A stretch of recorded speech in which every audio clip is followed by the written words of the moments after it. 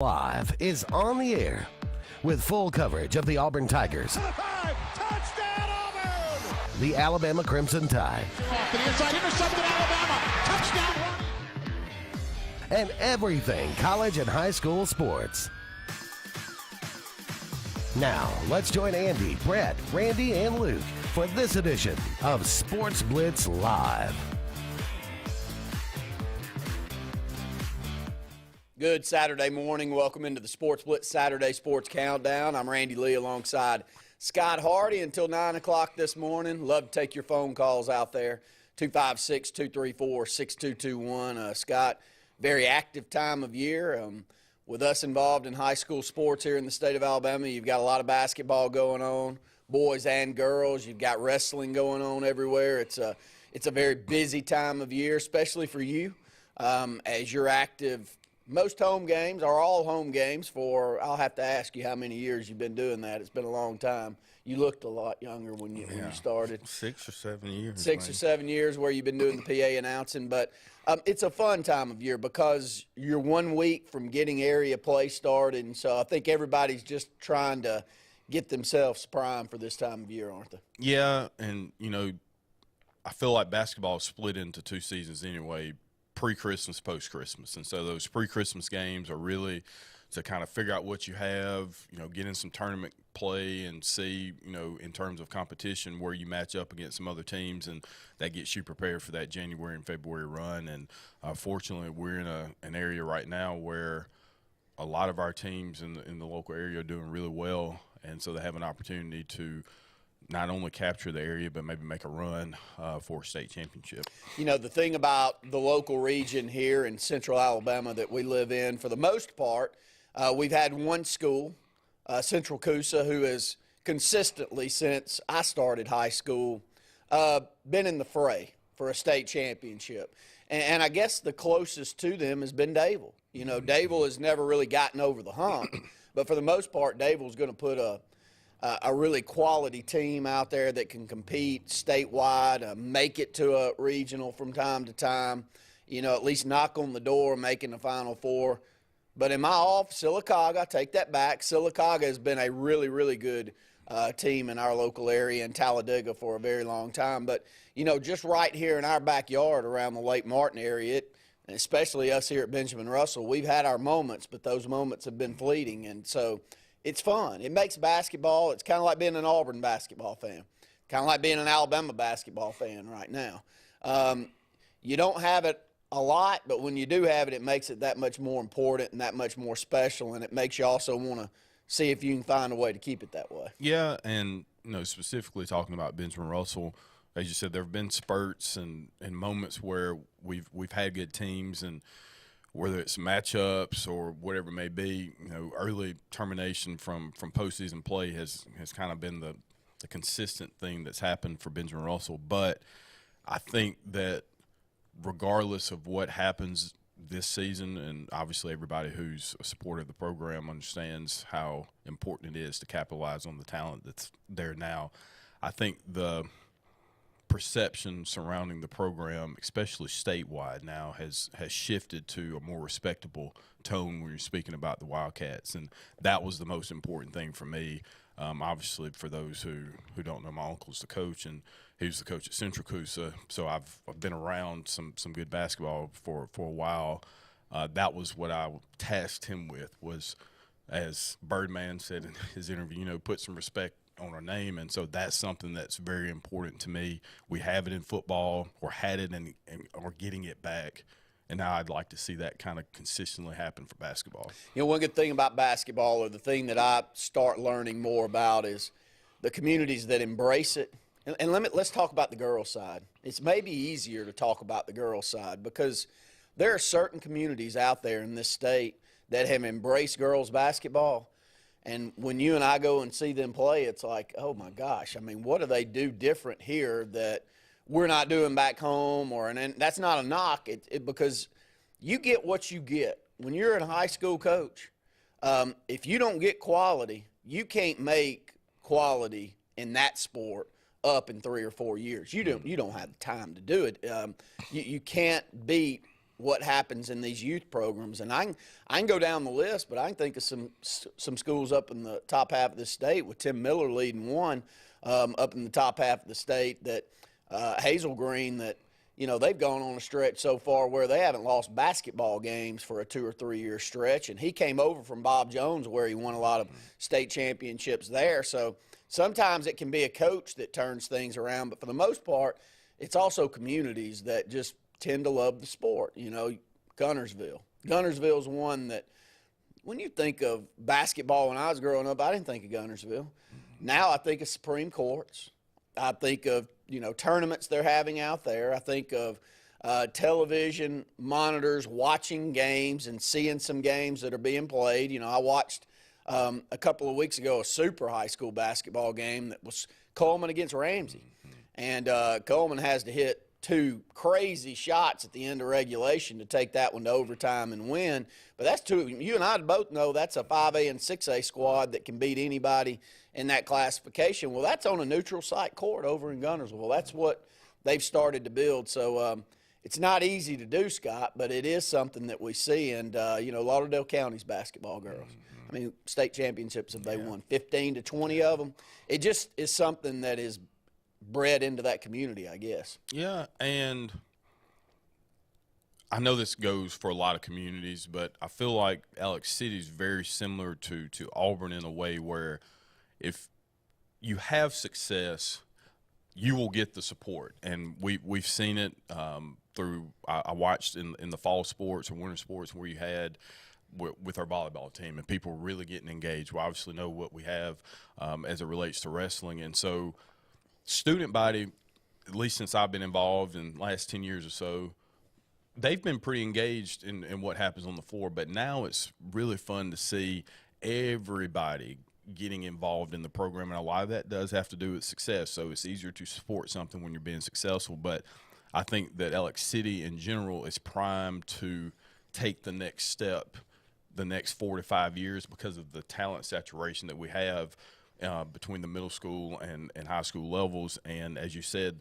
once you're on the high school level, there's really not much. I mean, you can do there's coaching that's involved, but from a developmental standpoint and all that, if you haven't gotten some of the basic things, it's going to be hard to try to teach that on the high school level because you're trying to win games. So at that point, it makes it a little more difficult, and especially on the girls' side, if you don't have a community who is pushing to get more girls involved in the sport, then by the time they get to the high school level, there's not a lot of pool. There's not a large enough pool to select from, so you are kind of stuck with what you get, and that's not an indictment on our players or our coaching staff, but from a developmental standpoint, I think that's where it's going to have to start, and we're seeing it now with the rejuvenation of our youth league programs. More girls are getting involved, and I think that ultimately will only make the program better and better as it progresses. One thing I want to tip my hat to is to your uncle, the coach, and Coach Freeman's done a tremendous job of putting us in a situation where it's much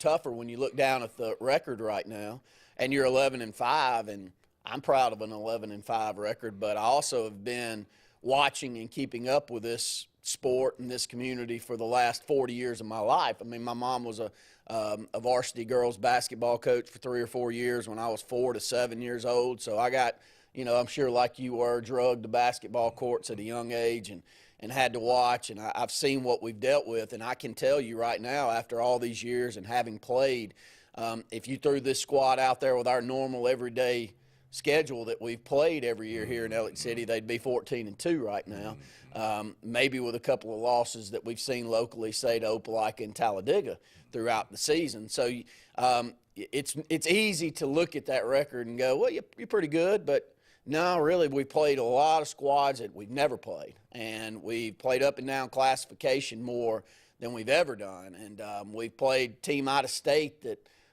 has a lot of expectations, and we've beaten them. And we played the top scorer in the country, and he had to score 57 against us to lose by 3 points. So I can keep going on and on about what we've seen so far this year, but it has given you the opportunity, and it's given me, because I've watched most of our games, an opportunity to see some of these teams. So we're on a statewide broadcast right now. Just some of your perception around the state of high school basketball and those communities and those schools you're impressed with right now. Well, we talk about 7A football being, just on another level. Well, that applies to 7A basketball as well. Benjamin Russell's had the opportunity to play 3 of the top 10 teams in the state with Hoover, Baker, and Huntsville. Lost all of those, but we're in all of those games for the most part up until the end. And with Huntsville and Hoover, teams that we've seen consistently make runs. Hoover, obviously, one of the top programs overall in the state, but there's just a different vibe that you get when you're playing those teams, and you know how seriously they take it. And a lot of times, at a school like Hoover, and we saw with Auburn, none of those guys may even play another sport. They may just be a basketball team, and that when you're in that large of a classification and you have that large of a selection of a pool of talent, you can do that. But Baker, hands down, I thought Hoover was the best team we've played, but just in terms of just pure talent, Phylon is the best scorer I have ever seen in person on the high school level, and whoever gets him, hopefully, it's the Tigers and Bruce Pearl, but whoever gets him is going to get a stud, somebody who can get buckets and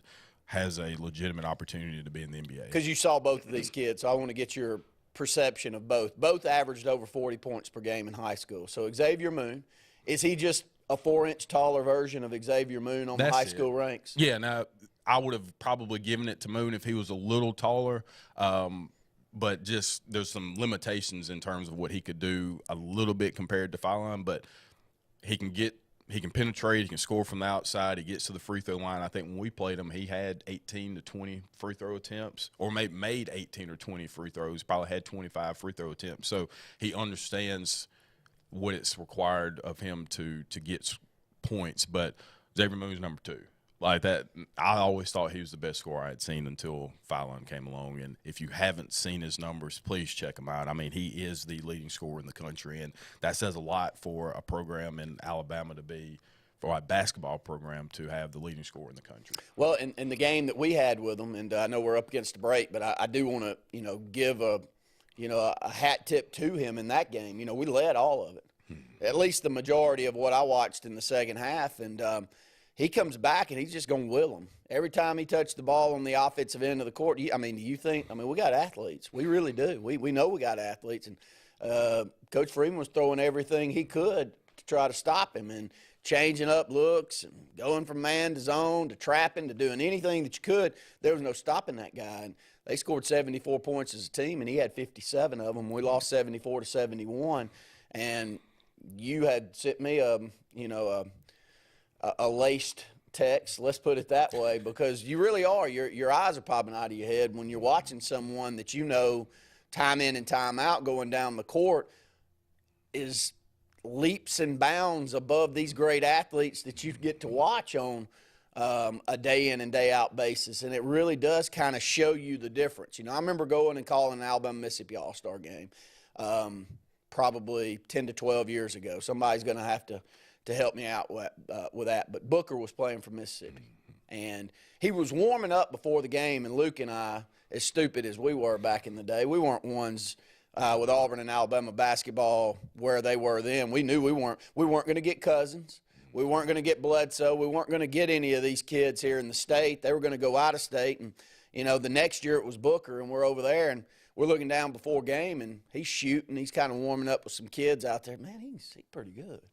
He's smooth. He ain't got no size on him hardly at all, but, man, he's pretty good. And then we look down in the program when they start bringing it over to us before we broadcast the game, and we see that he had scored about 3,500 points. And the game started, and we're throwing athletes at him, and you look down at the end of it in an all-star game, he's got 35.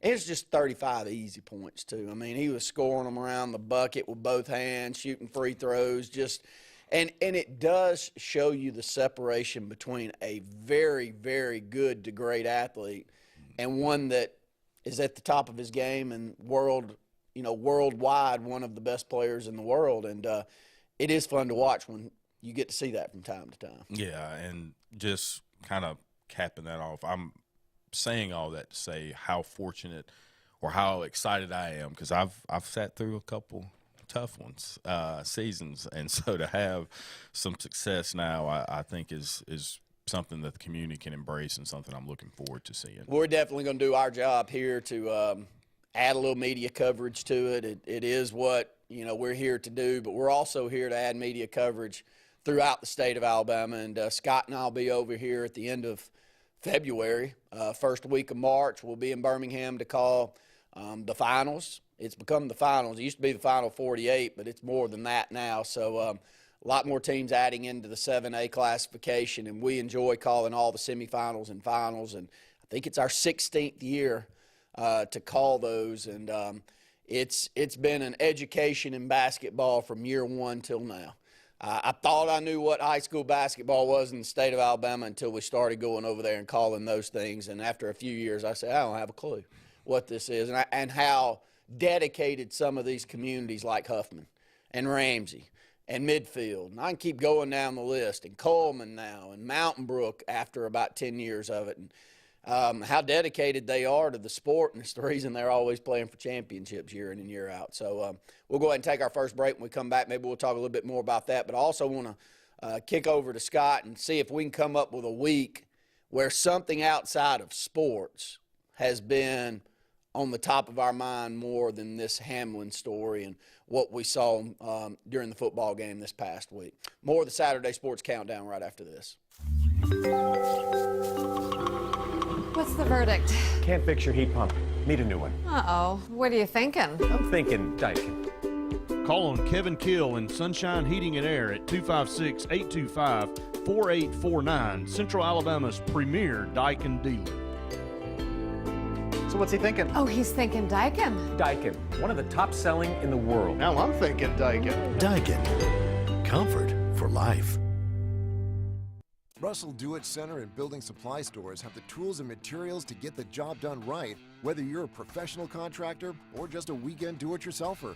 With everyday customer conveniences like a drive-through lumberyard, price match promise, and our Best Rewards program, each of our 9 locations offer top brands and building materials like lumber, hardware, tools, paint, lawn and garden, and much more. Visit today and see what Russell Do-It Center and Building Supply can help you build tomorrow.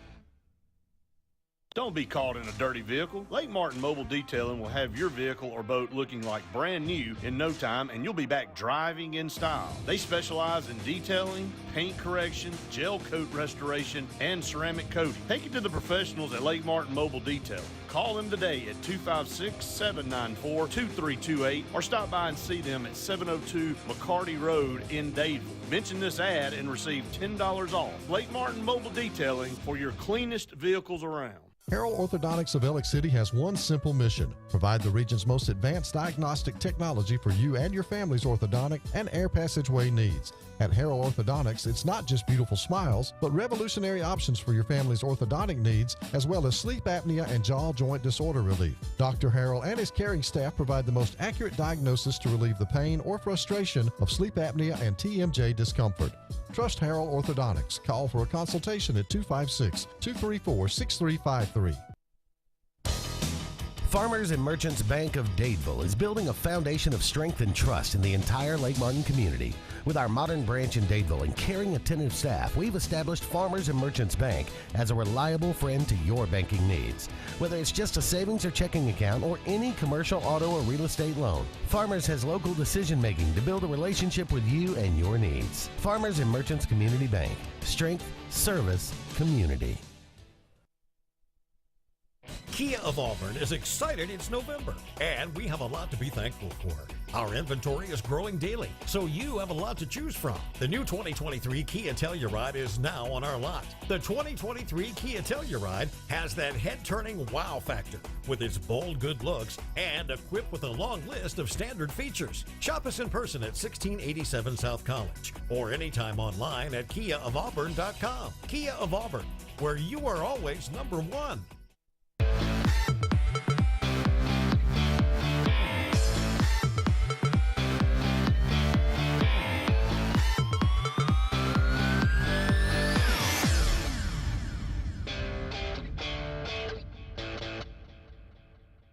It's been an odd week, Scott. We're all sitting there and we're watching TV, and if you weren't watching TV, here's the beauty. I don't know if it's the beauty of social media or it's just the world that we live in. You don't have to be watching a game now to be almost live in the broadcast, because you can not be watching the game but on your phone watching social media, and within a minute of something like that happening, it's the only thing popping up in your news feed. So it's almost like you were watching it live. And then you're flipping over, which is what I'm sure a lot of people did, and you're saying, what is going on? What's happening? Or you're on these text threads that you and I are on, and people are freaking out. It was a very scary moment for those that love football. I want to start there. For those that love the sport, embrace the sport, cheer for the sport, get out there and try to, build the sport up in the community from the moms that are worried about little Jimmy playing to the high school parents that have maybe had an injury or two and not sure that this sport's for their kid. And then you watch that the other night and you're like, man, I get it. This thing is at times dangerous, and at times you wonder, is it worth it? And you understand all the conversations you've been in and where they come from. It felt like that a lot to me the other night, Scott. Yeah, there was that was just a real tough scene, because we idolize these people and we put them on a pedestal, and we forget sometimes that they're human. And you saw true human emotion when that took place. I mean, these are grown men, like, wailing of tears. And so that was tough to see. And obviously what we saw with Damar Hamlin, it looked like just a normal, play. And so there wasn't much. But then once, things started to progress and we saw what was happening, saw how different of a turn it was taking, and glad to see now that things have gotten a lot better for him. They've taken him off of the ventilator, and he's been able to communicate with his teammates and family. So that's been great. But a pivot I want to take, because we're both kind of in the PR world and marketing and how we discuss messaging. There's not a playbook for. I mean, there's not anything that you can do from a PR standpoint. I mean, now, once it was in live action, you got to do certain things, but, there's no protocol for something like this. So a lot of people were, at least that Monday night, were very upset or frustrated with NFL for not doing one thing or the other. And it's like, we've never been in a position where we've had to just stop a game. So I'm probably one of the few, but I thought the NFL handled it about as well as you could, because you don't know what's happening. So everything's happening in real time, so you can't make a decision when you don't have enough information. And so it would be a lot to ask them to go back out there and play, excuse me, but at the same time, you also have responsibility to your advertisers that have placed all that money on the biggest game of the week is Monday Night Football. So there are a lot of things there. So I'm not diminishing what happened to Damar Hamlin. I'm not saying that. But from an NFL standpoint, there are a lot of other things that have to come into play when you're having these types of discussions. Yeah, and we're far enough away. We're far enough removed. He is up and talking and had – FaceTimes with his teammates and with the team and talking to individual players. And so we're at that point now. So now you're a week removed or semi-close to a week removed, and you can look back and see how everything was handled. I'll go to – boy, and they have been in the news a lot lately. And I don't watch their programming. I can't stand Skip Bayless. There's some hothead talking heads that I enjoy at times, and then there's others, and I don't know what it is about the way that he presents himself that really has turned me off over the years, but I refuse to sit there for 2 minutes and watch him. So, but clearly there's a lot of people that do, or his ratings would be low enough that they'd take his show off. But boy, him coming out in the moment that he did, and saying the NFL has to play this game and should play this game, and I'm not reading the text verbatim, or the tweet verbatim, but you know what I'm saying, and it just came off so poorly, and he got attacked, and he deserved to get attacked. And there's moments, and you're in the PR game, there's moments where you come out and you say something that's a little bit PC, especially in moments like that. And boy, when you're going to put yourself out there like he does from time to time with that one, people are going to turn off to you, and I don't know if they're going to turn back on to him after that. Yeah, there's his relationship with not just, I'm going to say not the sports, the athlete world. His relationship with them has always been kind of teeter-totter because he's personally I think there's a difference in critiquing somebody's game and then taking personal shots at people, and that's what he does. And I like watching to see, like I like to study people and see what makes them successful, and he just says whatever he wants to say, and that's fine. But in that moment, having some time to really review it, I don't think the intention was what it was. Had he led, if the tweet had been inverted and said, you know, nothing else or everything seems irrelevant now, but instead of saying, you know, the NFL's got to figure out, you know, how can they not play this game, but that seems irrelevant. So it was just he knew what he was doing. That he's smart enough to know that there wasn't a lot of gray room that you could have there if you didn't say anything other than thoughts and prayers for Damar Hamlin and his teammates and family, and you know, hopefully the NFL can figure out a situation that makes this right for everybody further down the line. Then don't say anything. So he was smart enough to know the reaction he was going to get because he knew what was going to happen on Tuesday morning when people tuned into the show. So I thought that he lost a lot of credibility with a lot of people. The little that he had with some, I thought that was very poor judgment on his part. The one takeaway, and I know we're up against a break, but you know, you're watching that the other night, and you're watching it live, and you see that the decision is made from the NFL the way that it was, and you're kind of cheering that on. But it also felt like it took the coaches to make the right decision. Mm-hmm. You know, I don't think the NFL had the protocol to go, we're about to cancel this game. These kids are not kids, they're grown men, but these men don't deserve to have to go out there and put their body in harm's way, which they do anyway, but especially after what they just witnessed, it's not going to be the same. But sounds like to me that they were well on their way to just saying, y'all got 5 minutes to warm up, and we're going to be out here and we're going to be playing in 5 minutes. And the coaches said, no. These guys aren't playing this ball game tonight. And, you know, tip your hat to the NFL. They didn't fight back.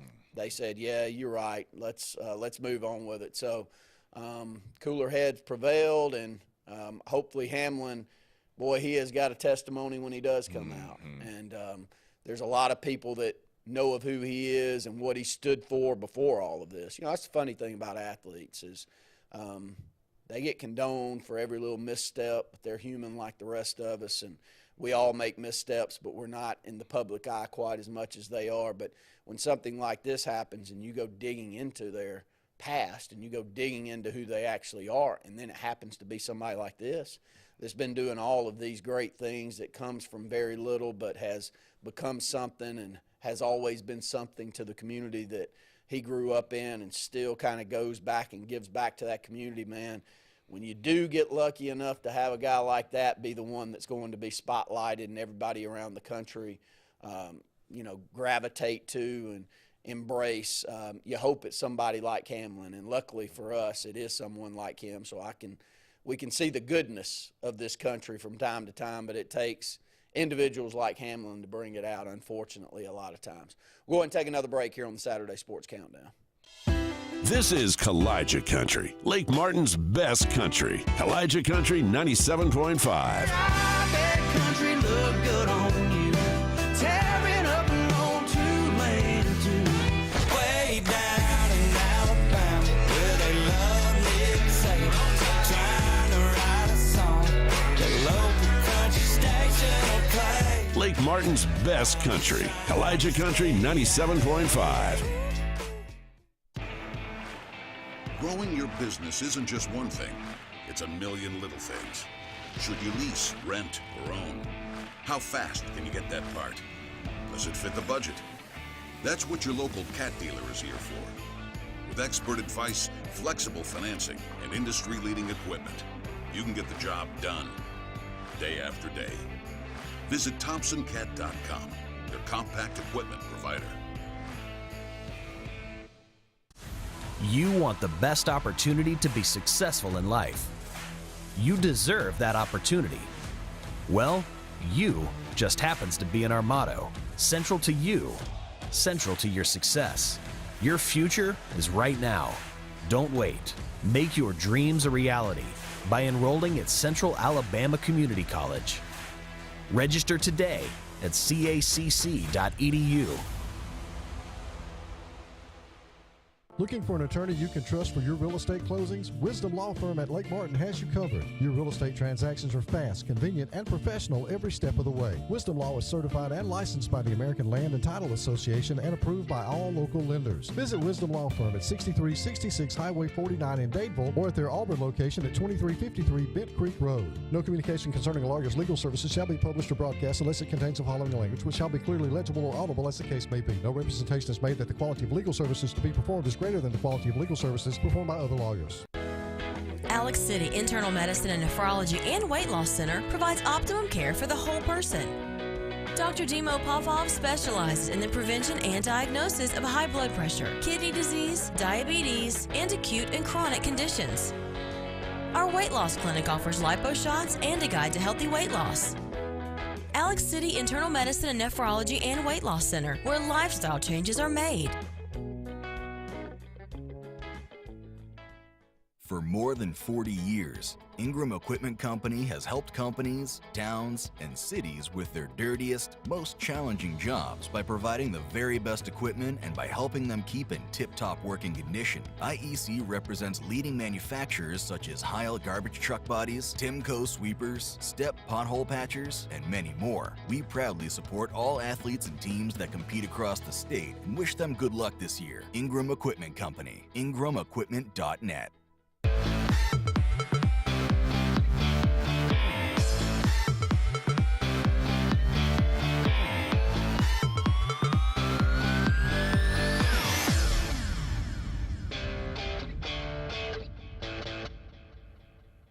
Another thought I had, and then we'll kind of, switch lanes and talk about something else. But, when you see an injury like that where it's a defender taking a shot and he happens to take a shot in the perfect spot, the perfect time, and I think back to, things like, if you're a boxing fan, Ali knocked out Liston. And he knocked him out with what was called a phantom punch. And back in the day, you didn't have the slow mo, so you had to kind of wait for the people that were videoing the fight to come out later with a slow motion image. And it wasn't a phantom punch. It just wasn't one of these waylays. He caught him with a left hook, but it was from short distance. But when he caught him, Liston, he knocked out immediately and you could see it happen. So it made me think there are a lot of things in sports that aren't these head-to-head traumatic things that happen to you.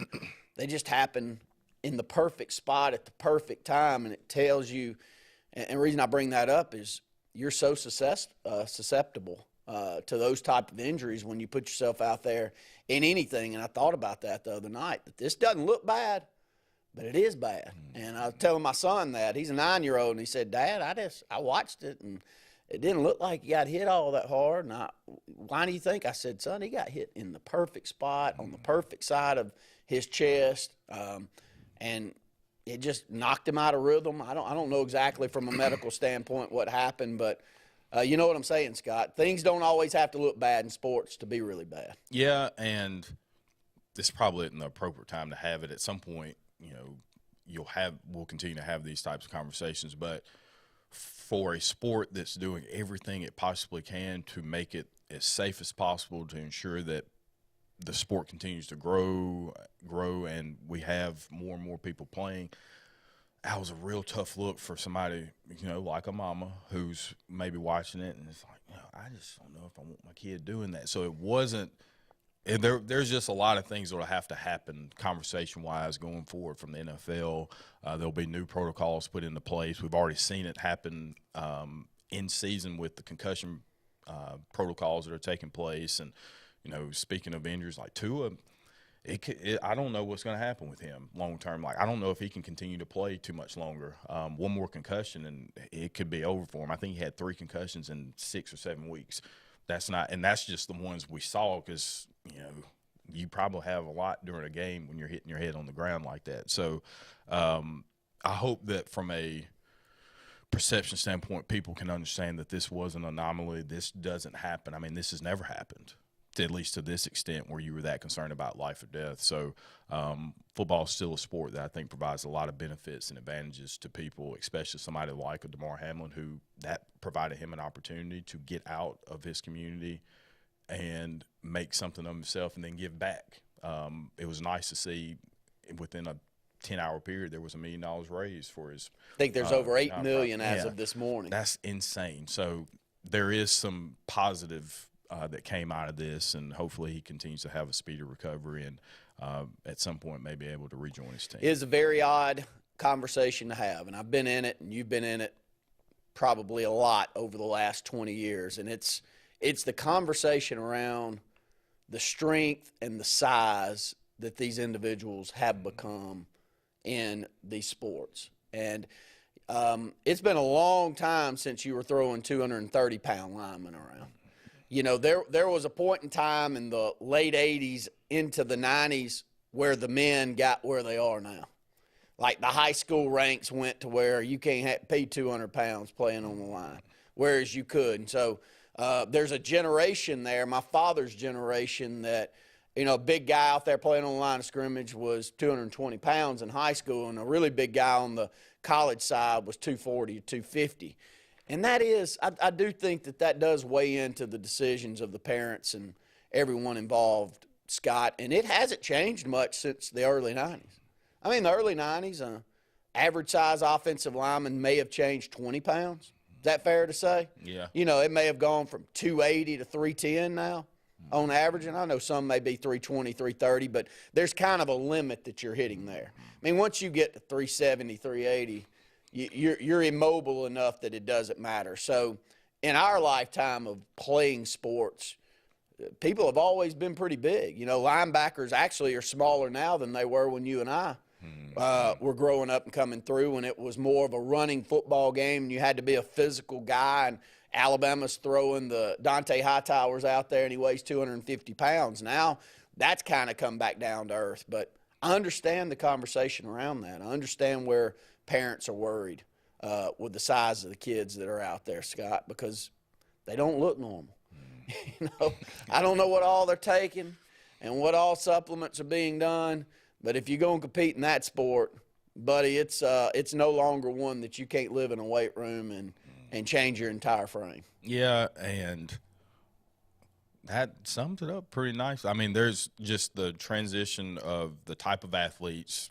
People are better conditioned, better shape, they're stronger, faster. I mean, to see some of these guys that are defensive linemen who look like they are LeBron James out there, like that's pretty intimidating. So, but at the same time, there's so many positives that come from the sport of football, and I think that this is a good opportunity to re-educate and maybe do some things from a public relations standpoint that would allow them to maybe shift the conversation to more about what they're doing to prevent these types of things and not necessarily what they're doing in a reactionary period.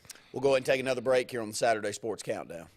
Hi, this is Brian Bice with Bice Motors. With our all-star lineup of Dodge trucks, Jeep, SUVs, and Chrysler cars, we offer the area a team dedicated to making your next vehicle purchase a positive experience. Our sales team offers competitive pricing, and we back up all sales with a service department second to none. Bice Motors also offers the area's best selection of pre-owned vehicles. Visit Bice Motors at 2133 Cherokee Road in Alexander City. Guaranteed lowest price. Buy it at Bice Motors. Hey, honey, it's Mom. Just wanted to call and check in, see how everything's going. You'll probably say not to worry. Everything is great. But we miss you. I'll call you back later.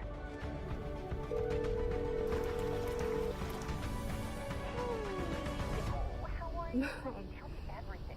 Everything's great. I love it here. Hi, Hi, I'm Scott Blake. I'm Angie Richardson, and we are the loan team here at Movement Mortgage. Whether you're a first-time home buyer or you've gone through the process before, Our mission is to help you move forward with the purchase of your future plans. Call me at 256-397-2771. or call me at 256-794-1003. Scott Blake, NMLS number 527945. Angie Richardson, NMLS number 216556. Movement Mortgage supports equal housing opportunity, NMLS number 39179. For licensing information, please visit NMLSConsumerAccess.org. This is Joseph Dean with Alabama Funeral Homes. As many of you are aware, we had a fire that significantly damaged our facilities. We are in the process of getting those rebuilt. We apologize for any inconvenience this may have caused the families that we serve. I want you to know that we are capable of handling all of your needs at Frederick Dean Funeral Home of Opelika, which will be servicing Alabama Funeral Homes families. We can be reached at our same number, 256-896-4502, or by email at joseph@alabamafuneralhomes.com. You've dreamed about the perfect house, a place to call your own, and a place to not only stretch out, but to grow. Auto Owners protects your house because to you, it's home. That's simple human sense.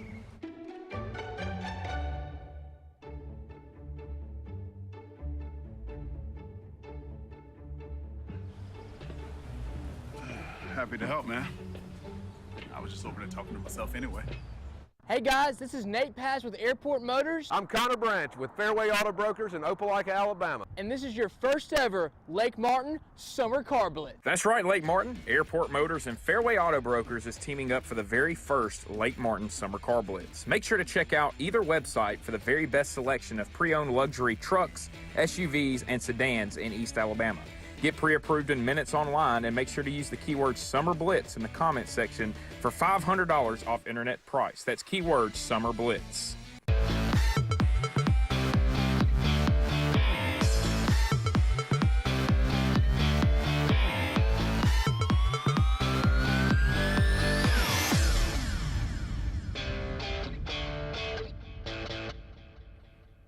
Easy to roll over and talk recruiting, Scott.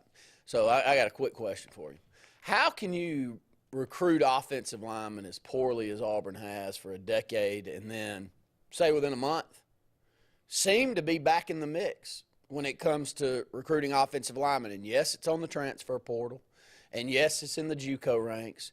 But yes, you can go out there and sell at Auburn right now. You walk on campus day one, do things the right way, and show that you're going to play like your tape is showing there, and you're going to play for us too. So how does it change that quickly? Is it can't be an offensive scheme because, or can it be? Can it be an offensive scheme that sells that a little better?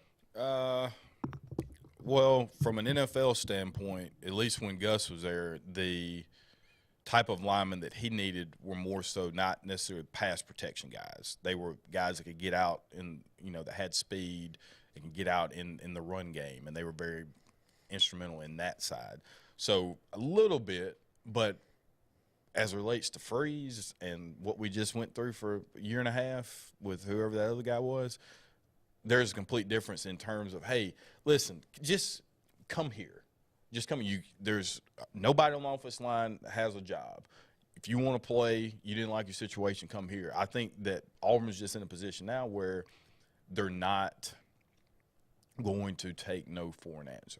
I really believe that Hugh Freeze, for all the stuff that we just went through with him, I think that his recruiting success will translate to on-the-field success, which will make everybody be okay with this hire. I'm not saying ACC championship, national championship, any of that, but I think that Auburn's going to be more respectable and have more success consistently than we've seen, and it's going to start with what's happening up front because you can't do anything if you don't have a good offensive line. Auburn goes and gets Gunnar Britton, the number 59 overall player in the 24/7 transfer portal rankings. Let's go back and talk about that. We now not only have high school player rankings, but this is needed, transfer portal player rankings, because there are probably more coaches' eyes on those rankings than the high school. I know that's wild to say, than the high school kids.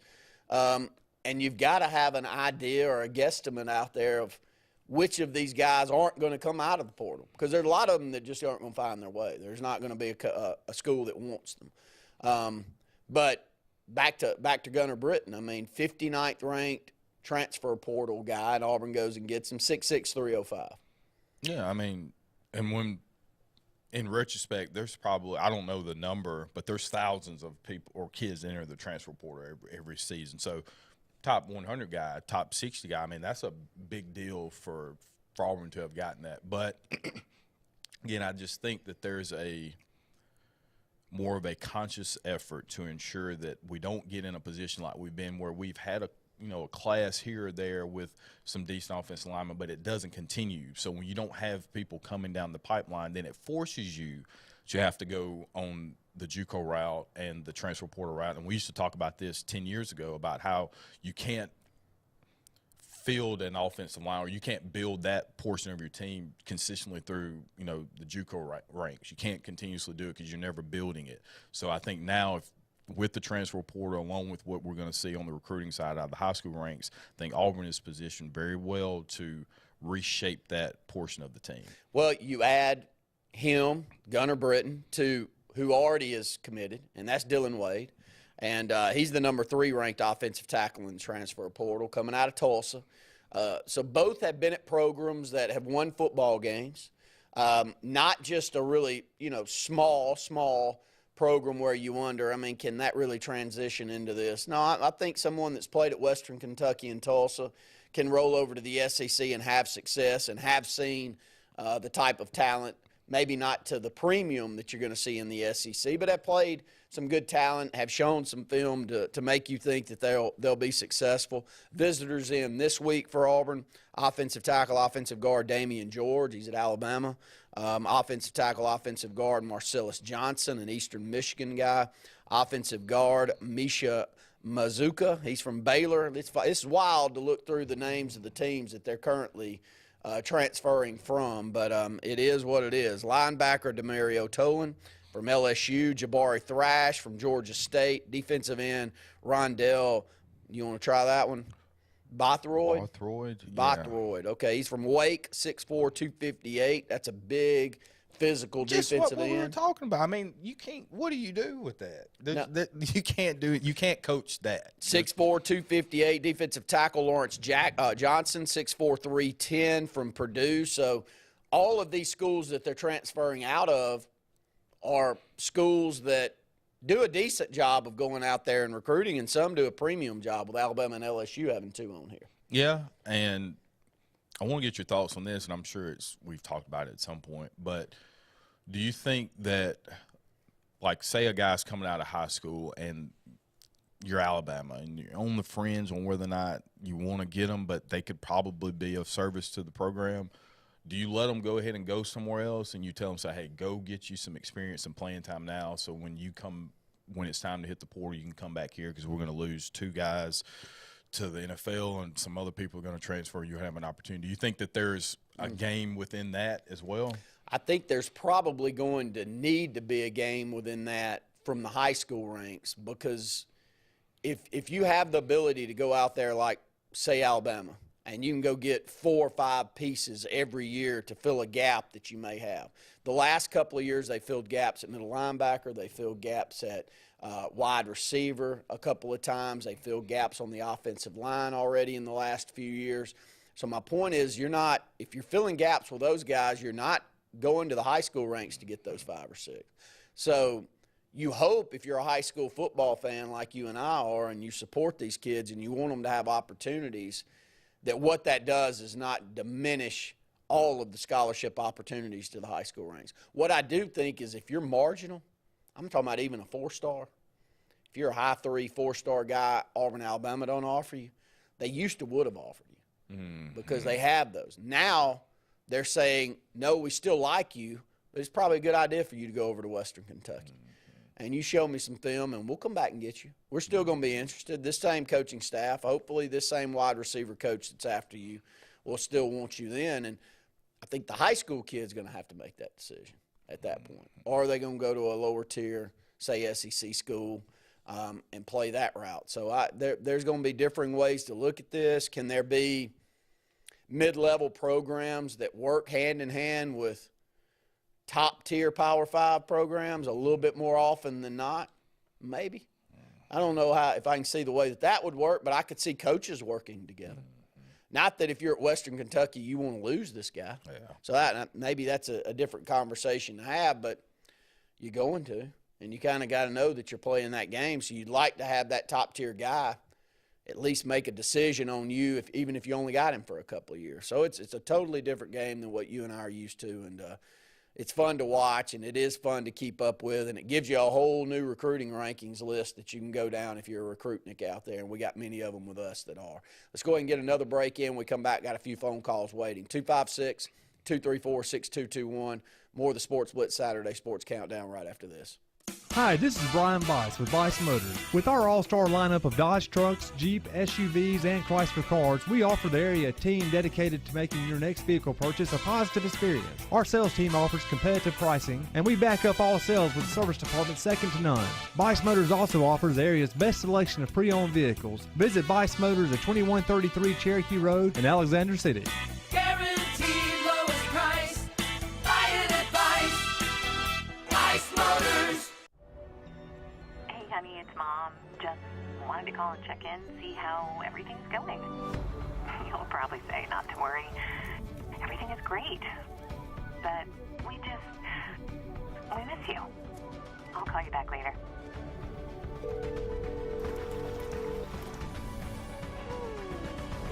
How are you? Tell me everything. Everything's great. I love it here.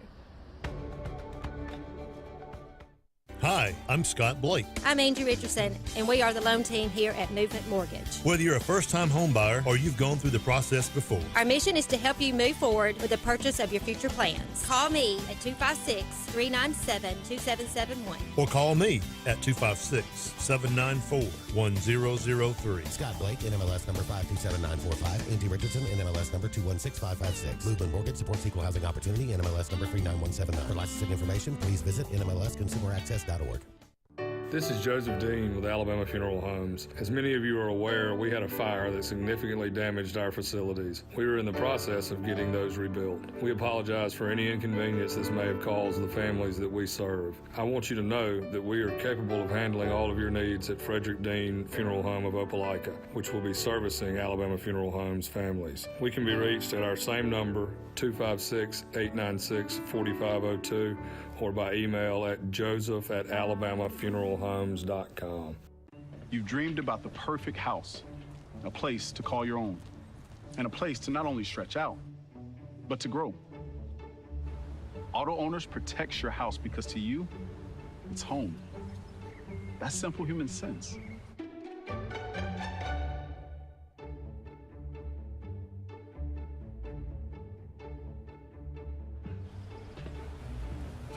Happy to help, man. I was just over there talking to myself anyway. Hey guys, this is Nate Paz with Airport Motors. I'm Connor Branch with Fairway Auto Brokers in Opelika, Alabama. And this is your first ever Lake Martin Summer Car Blitz. That's right, Lake Martin. Airport Motors and Fairway Auto Brokers is teaming up for the very first Lake Martin Summer Car Blitz. Make sure to check out either website for the very best selection of pre-owned luxury trucks, SUVs, and sedans in East Alabama. Get pre-approved in minutes online and make sure to use the keyword Summer Blitz in the comments section for $500 off internet price. That's keyword Summer Blitz.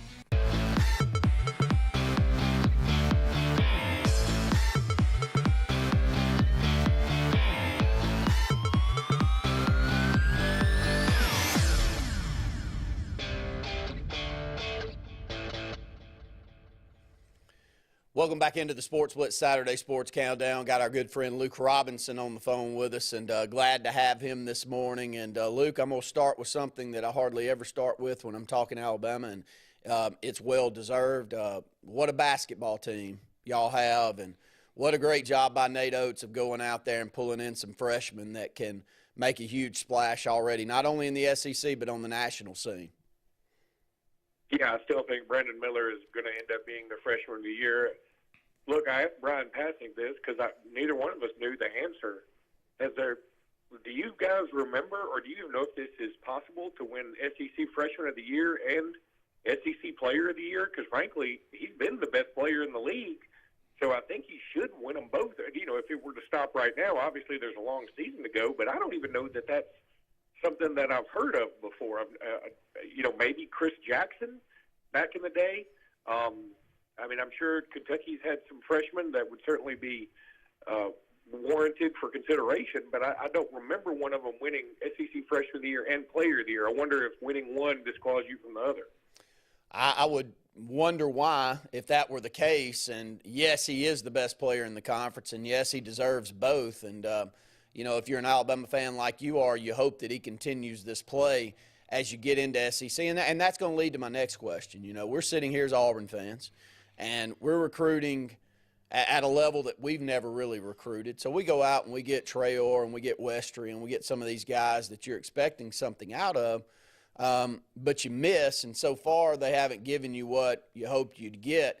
Did y'all know, did the Alabama faithful know what you had in Brandon Miller when you signed him last year?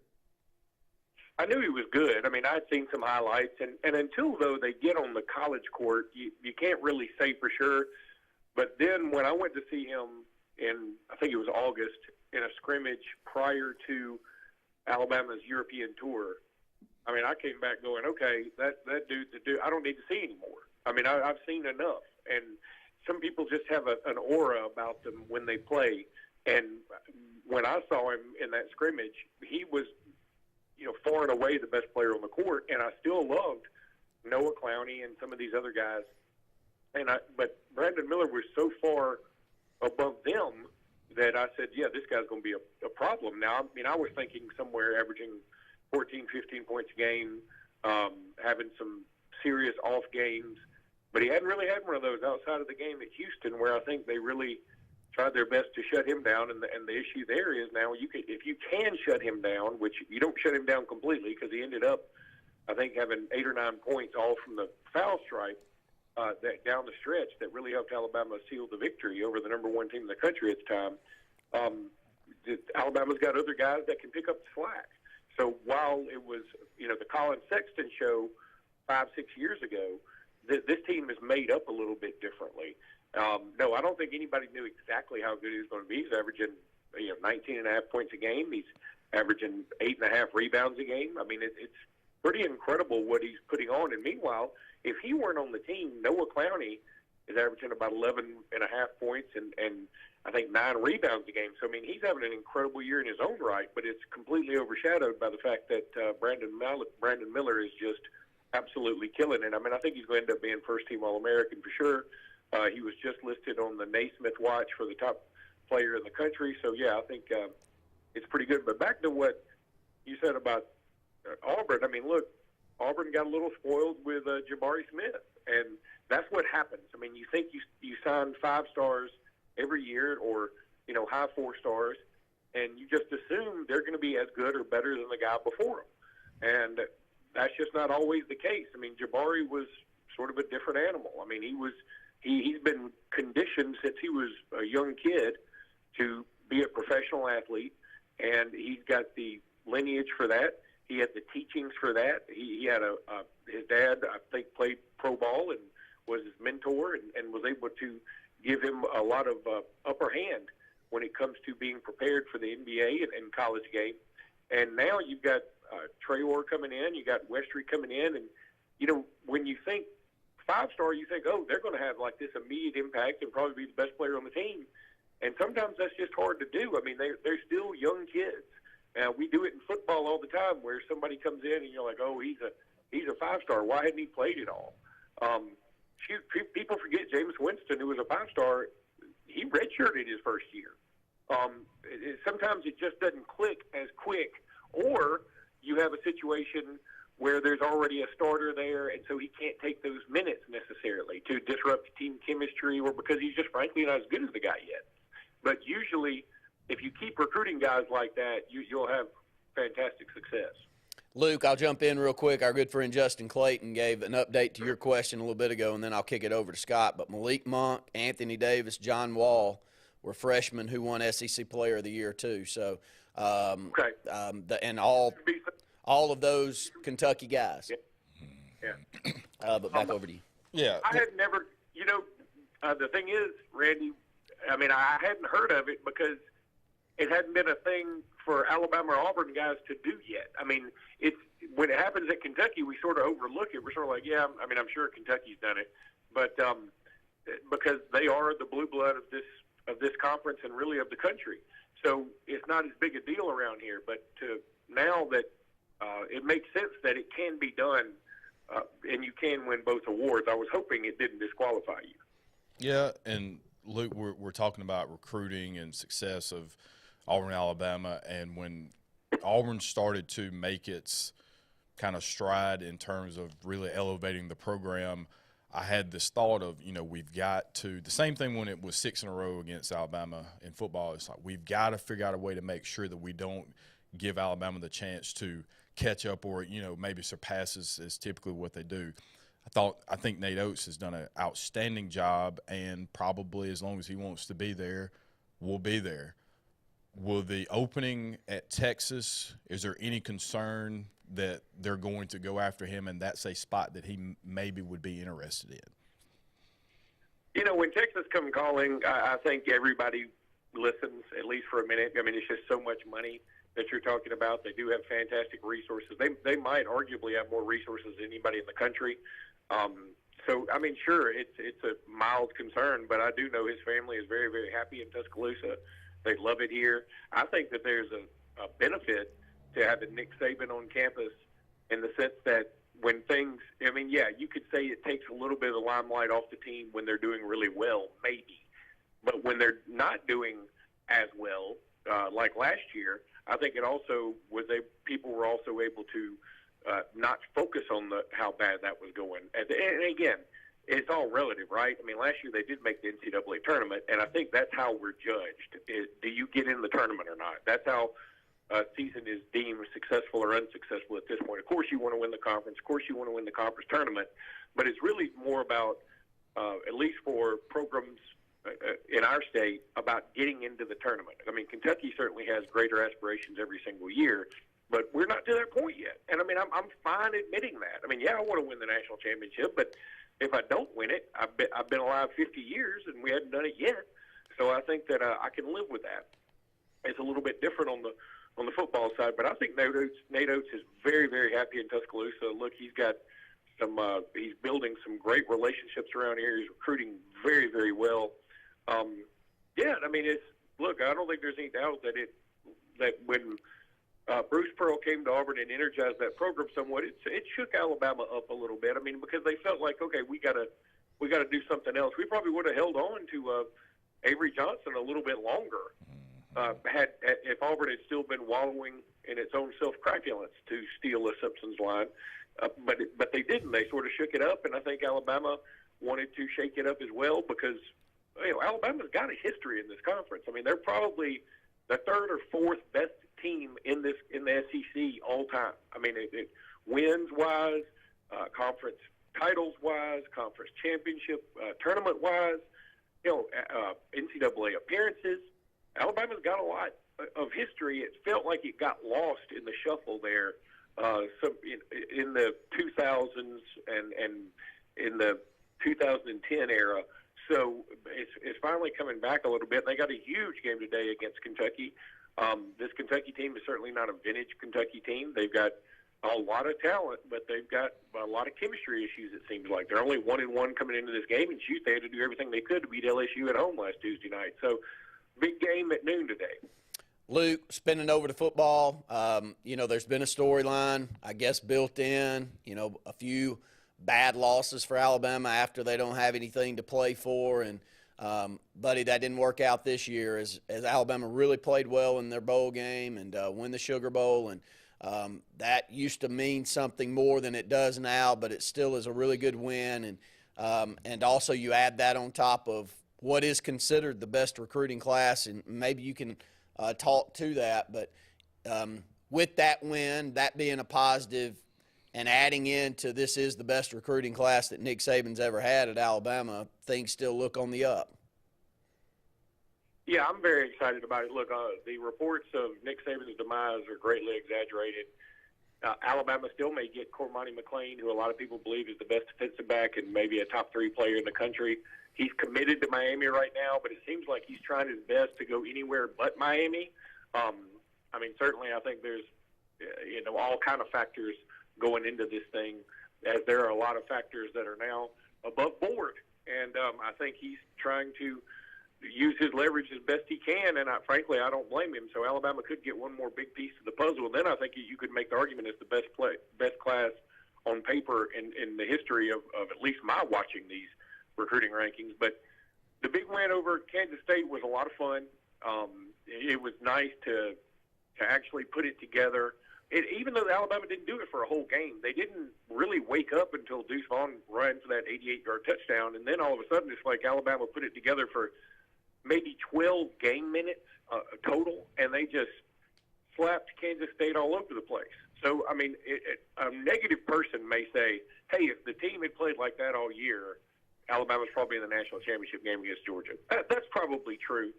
But I think really you need to take a bird's-eye view here and say, look, this team lost on the last play against Tennessee when, frankly, if Alabama makes the kick from 48 yards or whatever it was, they probably win. Then they go against LSU, they score, they do what they're supposed to do, kick the extra point, and LSU just decides to roll the dice and go for 2, and they run, one of those notorious pick plays that they rarely ever call it. And, I mean, it's part of it. Alabama can use it too, so I'm not complaining about that. I'm just saying that that's what they did. They rolled the dice. Kudos to them. They completed it. It worked out. So Alabama lost 2 plays on the last play of the game in hostile environments. So, I mean, it wasn't as bad as people were making it out to be. If you just look at the record and say, wow, they finished 11-2. My God, I mean, what's going on? That's one thing. But if you also look at a little bit deeper, you can see that, look, it wasn't nearly as bad as people were saying. And I think next year, Alabama's got Texas coming in to play in Tuscaloosa. That's going to be, I mean, that may be the most hyped game of the year. I don't think there's any doubt about it. Arch Manning or Quinn Ewers coming in with Steve Sarkisian. My goodness, that's going to be a big deal. And their toughest road game will probably be at Auburn at the end of the year with a new head coach in their own right. So that will be a lot of fun. But really, all the other games seem very manageable. Tennessee at home, LSU at home. It's going to be a fun year again next year. They just got to figure out who's going to be quarterback. We appreciate it, Luke. Have a great Saturday, buddy. All right, guys. Have a good one. With our good friend Luke Robinson, and we'll go ahead and take another break, and we'll take your phone calls the last hour of the program today, 256-234-6221. Whether it's Lake Martin, Lay Lake, or Logan Martin, boaters from all over the state of Alabama come to Alex City Marine, just off Highway 280 in Alexander City, Alabama, because it's worth the drive. With the best deals on unbeatable Suzuki outboards, Manitou and Landau tri-tunes, and a great pre-owned inventory while they last. Alex City Marine is the pros the locals know. And no matter where you're from, when you're here, you're local to us. Alex City Marine, just off Highway 280 in Alexander City, Alabama. AlexCityMarine.com. WOTM is the television provider for all Alabama High School Athletic Association championship events and special programs. WOTM is your home for the Super 7 football, state finals basketball, baseball and softball state championships, the AHSAA Weekly Show, and WOTM also produced the first ever football playoff show, Super 7 preview show, and reclassification reveal show. Your exclusive home for all things AHSAA is WOTM. Contact your local cable provider to request WOTM to your channel lineup. You don't have to ask who, what, or why. Who's Diner is the go-to place for breakfast, lunch, and dinner. Conveniently located at the corner of Highway 22 and 280 in Alex City, Who's Diner offers the best meals and the best deals in town. Try our fresh, made-from-scratch pancakes, chicken salad, Philly cheesesteak, or the Who Burger. It doesn't get any better than who? Who's Diner, of course, on the corner of Highway 22 and 280. Who's hungry? Sportz Auto Sales, located on Highway 280 in Kellyton, is all about selection and service. Selection of clean, sharp used cars, trucks, and SUVs selected by Robert Forbes himself. Service. Sportz Auto Sales is all about servicing vehicles on the lot, but also servicing your personal vehicle. Keep this in mind. If you don't see what you're looking for on the lot, just tell old Robert to go shopping for you.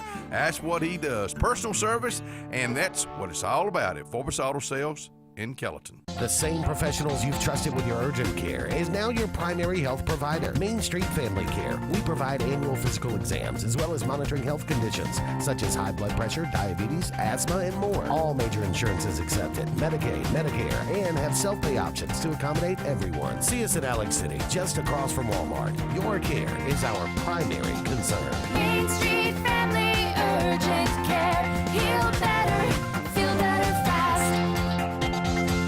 Why is Sarah Automotive Group on Highway 280 in Sylacauga the place for the best deals on your new ride? 3 compelling reasons. 1.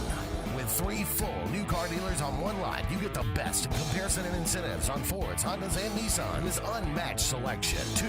Sarah pays over market value for your trade to maintain East Central Alabama's best pre-owned vehicle selection and sale. And 3. The Sarah Automotive price won't be beat and delivers lower payments and huge value on your next buy. Shop online or on Highway 280 in Sylacauga.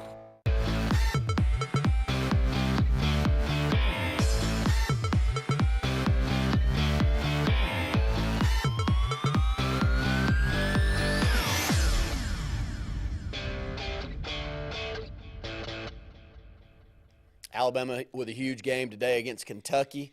Auburn, after the loss on the road the other night at Georgia, with a massive game against Arkansas today. And it may not be that it's a massive game by the end of the year, but right now, to determine what this season's going to look like moving forward and if this team's going to get to, say, 9 or 10 wins and have a chance to make an NCAA tournament, it's going to take wins like this game today at home. So it's Arkansas at Auburn.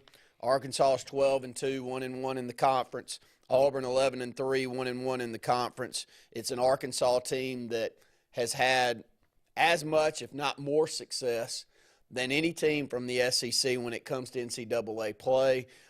They've got a coach that's highly wanted, and Arkansas is glad to have, and doing a tremendous job of building a program over there from a length and an athleticism standpoint. We saw him come over here to the state and get Barry Dunning last year, and he's doing well there at Arkansas right now. So I'm impressed with Arkansas. I have been, and what's being built there, and I look down on it and go, my gosh, I know they're coming to us, and I know that we can create an atmosphere. But if there's a team that's kind of got that it factor about them that doesn't mind the atmosphere, right now in the SEC, it's probably Arkansas, Scott. Yeah, and they're coached very well. They play good, sound, fundamental basketball with a dose of athleticism mixed in. Yep. So they can play any style. That's what makes them such a tough team to play against. If you want to play a half-court set, okay, we can play that. If you want to go up-tempo, we can do that. And so they're good around the perimeter. They play good interior defense. Like, I really, really like Arkansas. Like, I like them a lot. And so this is going to be a tough test for Auburn. And to your initial point, you don't want to be in January, third game of the SEC play, and say, this is the must-win game. But it kind of feels like it, because if you don't win, like, it doesn't get much easier. We've made fun of teams like Missouri for a while. Like, now they've elevated. So you've got teams that are going to be better than what we've seen. And, it is what it is in terms of what we have on the floor. Like, maybe Bruce missed. At least right now it looks like that. They may develop and maybe something better, but right now it doesn't look like the team that we assembled is what we're not receiving the production from the team that we assembled that we thought we were going to have coming in. And so maybe getting a little more from some. Yeah, no, that's true. You take Broome. That's take true. Broome, for instance. I know that we probably knew that we had something, but you were going to add him in the mix with what Traore was already going to bring and what you hoped you could build Cardwell into. But right now you take Janai Broome off this squad, buddy. You got some moments throughout the season where you're going, where am I going to go get points right now? Offensively, I have no other alternative. And, the other night, he gives you a chance, keeps you in the basketball game long enough where you can make it interesting. So let's go to the phone lines real quick. Caller, you're on the Saturday Sports Countdown. What's going on, guys? Glad to have you, Brett. You called perfect time. Talking Auburn basketball, just kind of highlighting a big game against Arkansas today. Your thoughts? Oh yeah, I think that's probably an understatement for this team. You look at where this basketball team is this year. You look at it from a record wise, and you go, well, there's no need to panic. This team's gotten off to a good start as far as when you look at the wins and losses. But we all know that SEC play is a step up, and every week, you play in a couple of games, and we know what Auburn's success has been over the last 5 years of the winningest program in the SEC in the last 5 years, and we have established a standard now at Auburn. And all the naysayers and the people that have laughed at Auburn basketball in the past, including us, well, that's in the past. And I know a lot of your opponents like to say, well, Auburn basketball has never been relevant, and Auburn fans are all giddy because they've had a few years of success. Well, you can get good at something and then up your expectations and establish, a new precedence for your program. That's where Auburn is. I mean, when you run off 5 straight years and what Bruce Pearl's done in building and this program, you're at a different level now, mentality-wise, recruit-wise, win-wise, expectation-wise. So yeah, there's a reason. And if you're looking at this in the 90s, we'd be ecstatic to be 11-3. But this is 2023, and I think that Auburn fans have a right to be a little concerned based off of the last 5 years. We're not seeing the production on the floor. This team doesn't have the chemistry that the last 4 or 5 teams have had, and I'm not sure they can find it. I'm not sure they have the players on the roster to find it. Now, as far as ranking-wise, talent-wise, Bruce Pearl brought, Westry in and Traore and Trey Donaldson and brought some really good pieces in to kind of, inject into the lineup to help. And right now those guys aren't contributing. So big game at home. Auburn's got a very long winning streak in Neville Arena going right now. I know that they would love to keep that intact. It's hard for teams to come in and play in that environment, and they'll have to play off that crowd today if they want to beat a very good Arkansas team that Eric Musselman has rebuilt. Arkansas has been irrelevant for a while.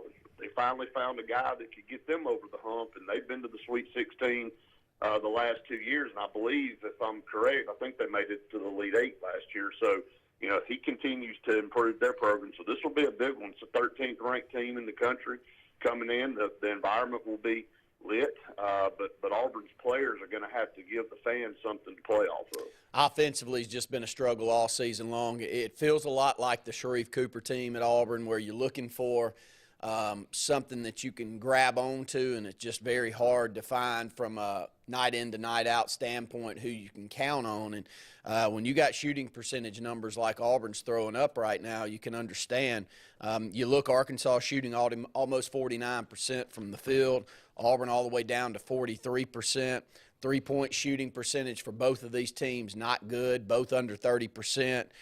Free throw percentage for Auburn's all the way down to 67%, so you got 5 percentage points higher for Arkansas. And, just overall, we're still playing well defensively, still blocking shots, still rebounding the basketball at a pretty good clip. But it's the offensive numbers and finding someone – especially out on the perimeter, that you can count on to get a shot whenever needed. Well, both of y'all know that, guard play is so important. And guard play is what wins you games, coming down the stretch and really determines how far you go in tournament play if you're a tournament team. And Auburn's guard play for the last, going back to middle part of last year up until now has been putrid. I mean, let's just be honest. Wendell Green, it looks like teams have figured out how to defend him, and they made it difficult on him because he's smaller. Bruce Pearl he likes smaller, quicker guards, but like today, he's going to be guarded by somebody that's like 6'5" or 6'6". It's going to be a problem.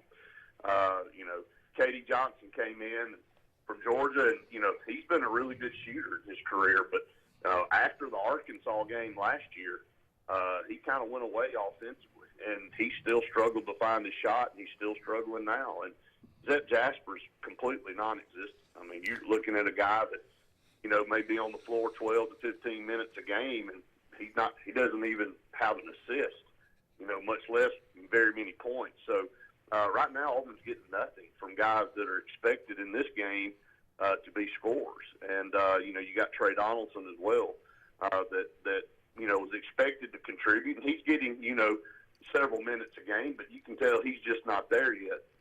So this is a problem for this team because you look down, like you said, the roster, and you're trying to find where your points are coming from. And the bright spot on this team is Janai Broome inside, and Janai Broome has gotten better and better. And you look at these freshmen, it boils down to this. You did lose 2 first-rounders last year in Kessler and Jabari Smith, and nobody was expecting you to replace those guys. But you did go out and recruit really good freshmen to come in and be contributors to kind of make up the difference, kind of platooning-wise. And right now, Auburn's getting 0 production out of those freshmen, and their veterans aren't stepping up. So that's why you look at a team that struggles to score the basketball, and it's going to be a struggle every single time they go on the floor this year until they figure out how they can generate points. Brett, let's spin it over. It's been a week full of conversations around things that aren't necessarily what's going on a court or a football field. And it's been a tough week for football, and namely because I think football's in kind of that – they're in a pickle. When you have injuries like you see the other night, and yes, they can be caused by something that's not head-to-head trauma, but then you also you watch a player like Tua. I mean, I'm an Auburn fan, and my son walks around in a Tua Miami Dolphins jersey at least once a week. So it's not necessarily – I mean, he's a national commodity, and we've seen him with 3 or 4 concussions in the last couple of months. I mean, you get where I'm coming from. So I'm kicking it to you, and then maybe Scott can speak up on it, and he and I have talked a little bit about it in the first hour. The talk around the health of football players has been there for a long time. You hope that it dies down and goes to the wayside if you're a fan, but it's always sitting over there in the corner, and you're wondering, where's this sport going to go from here? And this week was really one of those moments where we had a lot of talk around that. Here's the deal with this. That it's not going to go away. When you play this sport and you have the level of athletes that play this sport, and let's just stay in the NFL, not talk about college or anything below that, and you got guys that are physically built and speed-wise, and you put them together, you can put the best equipment on them, but, I mean, you're running at each other full speed, and you're trying to be violent. Let's just be honest about it. Let's not spin this thing in some type of sugar-coated way. This is not flag football, and this is a sport that everybody knows is very rough. I mean, it's called contact, but one of our biggest callers, Terry, said it's not a contact sport; it's a collision sport, and he's right. And I think throughout time, officials and the NFL and college have all come together to try to establish rules and penalties to help negate some of the hits to kind of protect players for their own good. A lot of times, I think targeting is a rule that was put in place to help the guy that's trying to hit. The penalty was going to go against that guy, but he's the one usually leading with his head, and that's one of the things that we've all seen over the past. Has been the most, had the most attention is leading with the crown of your helmet to try to prevent you from breaking your neck. There's going to be injuries, and there's going to be time to time, like what we saw the other night, which was one of the worst we've ever seen. But you're going to have times where, it could be life or death. And these guys sign up for this, and they make a lot of money to play a sport that's given them an opportunity to have things in their life probably they otherwise wouldn't have because of their athletic ability. And that's the great thing. I was in a conversation last night, and we were talking about it, several of us, and everybody agreed, said, look, if I'd have had the opportunity to play college football or even better, move on to the NFL, if I was athletic enough and physically able enough, would I have played the sport? And everybody said absolutely, because, not everybody gets that opportunity, and there's inherent risk with everything that you do in life. So it still doesn't diminish, the fact that when something does happen, it takes our breath. It makes us all take a step back. But I think there's only so much you can do, to protect the players. I think they're in the best equipment technology can come up with, right now, and rules are being put in place to protect the players. And I think that's all you can do. And when all the CTE stuff was being talked about and the concern, most players were doing interviews with media outlets and all, and almost all of them said, "Look, we understand what we're signing up for, and it's a game we love to play, and we're going to continue to play it." Well, too, I think what made this so the attention was on it because it was on such a national stage. This wasn't like this was a game that was on ESPN3 or you had some teams that people were watching. This Monday Night Football is the most highly televised sporting event on a week-to-week basis. And so for it to be on that stage, I think it elevated the conversation a little bit. And that's no fault to the NFL or anybody. I think it was just the stage that it was on caused a lot of heartburn compared to what you maybe would have seen. It would have been a big deal, not to say that, but I think because of how it was presented on the national stage, that caused some issues. But I was listening to a former player talk to some other people, and there are some things I do think from an NFL perspective, though, that on the back end for these players' careers, that you could do some things a lot better in terms of how you are structuring pension.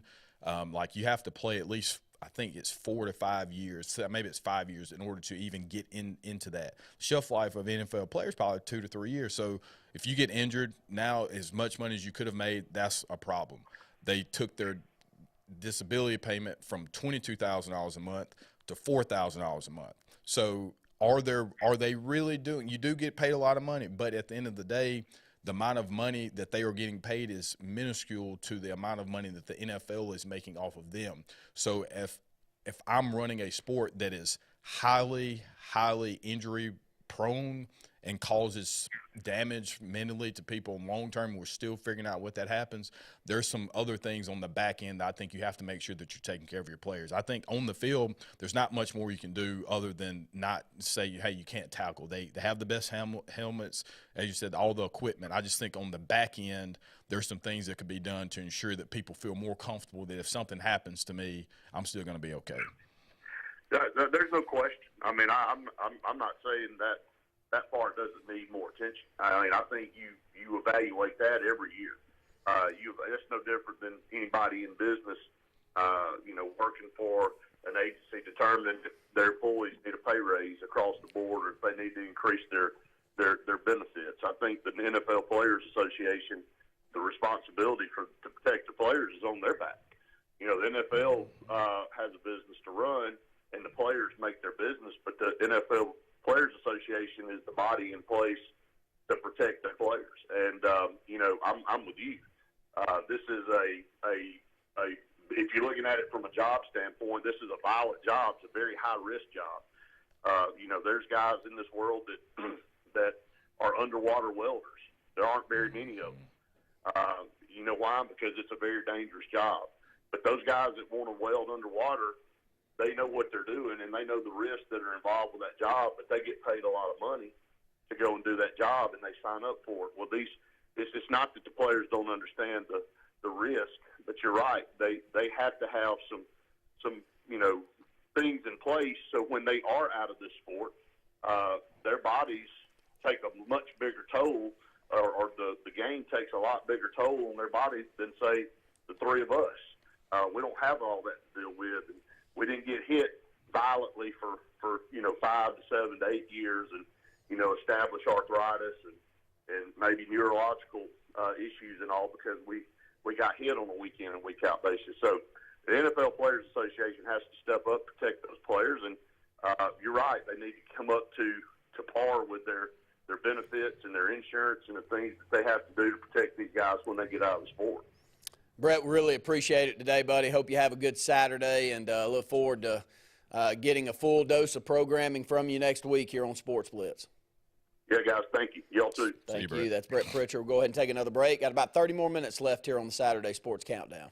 No monthly payments until springtime at Glenn Smith Buick GMC in Opelika. New GMC Sierra trucks discounted up to $10,250 off. New GMC Acadias up to $5,250 off. New Buick Enclaves up to $6,000 off. Shop online anytime at glennsmith.com. That's GLYNN Smith.com. We have over 200 new and used vehicles on the lot or on the way at Glenn Smith and Opelika. Get ready to smile.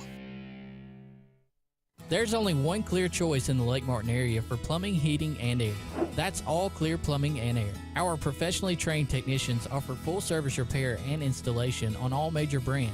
From drips to water heaters, thermostats to entire air conditioning and heating systems, and everything in between. Our fast, reliable, and guaranteed top-notch customer service will keep you informed and up to speed through the entire process. Call us today or look for us on Facebook and Instagram at All Clear Plumbing and Air, 256-496-2056. License number 19172.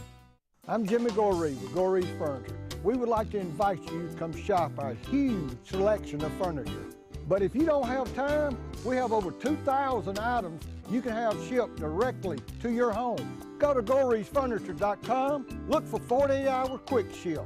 Shop, click, ship, it's just that easy. You can shop us here, or you can shop us online, only at Goree's Furniture. Your expressway to saving.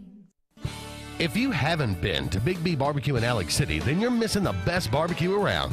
Big B has everything from the best pulled or chopped pork, chicken, and beef to cheeseburgers and grilled chicken salads. Bring your friends and family out for a great dinner and sit outside on our beautiful patio, or sit inside and enjoy your meal by the fireplace. So come in and join us and enjoy the best barbecue in the area only at Big B Barbecue, located on Highway 22 West in Alex City. Talladega Outdoors in Talladega is your authorized Kawasaki sale and service center. Your home for Bad Boy mowers and Kimco scooters, four-wheelers, and side-by-sides. Rather for hunting, land management, or recreation, they have the ride for you. But they are also everything outdoor with full lines of accessories and is now your Ariat workwear and boot store, along with kayaks and outdoor accessories. Talladega Outdoor, Highway 21 in Talladega. Everything outdoor and Alabama's #1 Kawasaki dealer. Hi, this is Brian Bice with Bice Motors. With our all-star lineup of Dodge trucks, Jeep, SUVs, and Chrysler cars, we offer the area a team dedicated to making your next vehicle purchase a positive experience. Our sales team offers competitive pricing, and we back up all sales with a service department second to none. Bice Motors also offers the area's best selection of pre-owned vehicles. Visit Bice Motors at 2133 Cherokee Road in Alexander City. Guaranteed lowest price. Buy it at Bice. Bice Motors.